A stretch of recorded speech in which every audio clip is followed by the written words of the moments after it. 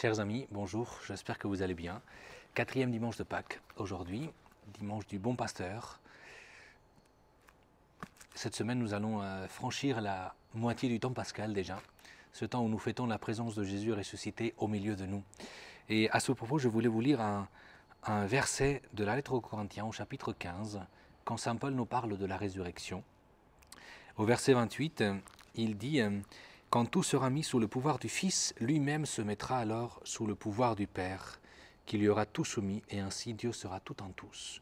Quand tout sera mis sous le pouvoir du Fils. » J'ai vu cette semaine une vignette dans laquelle le diable disait à Dieu « Regarde, avec le coronavirus, j'ai réussi à fermer les églises ou à faire que les gens n'aillent plus à l'église. » Et Dieu lui répondait « Bon non, parce que j'ai réussi à en ouvrir une dans chaque famille, dans chaque foyer. » Eh bien, je vous dis ça parce que, je vous lis ce verset de saint Paul, parce que pour nous, le temps où nous attendons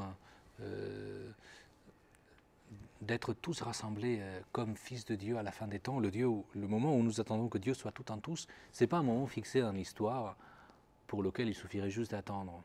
Non, nous croyons que plus le Fils de Dieu a de l'emprise, pour ainsi dire, sur nous, plus le Fils met tout de son pouvoir dans notre vie, plus nous sommes proches de ces jours.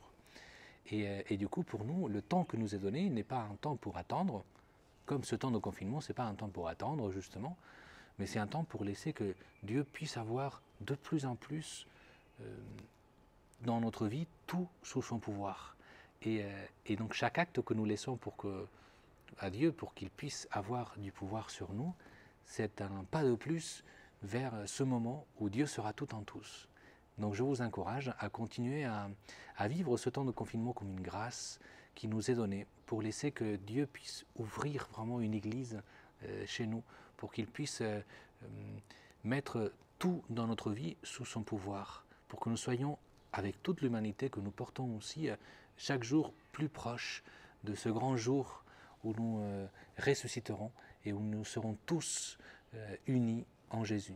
Et bien que le Seigneur vous bénisse en ce dimanche du bon pasteur qui donne sa vie pour ses brebis, qui a donné sa vie mais qui continue à la donner pour que nous puissions vivre cette vie éternelle. Qu'il vous bénisse au nom du Père et du Fils et du Saint-Esprit. Amen.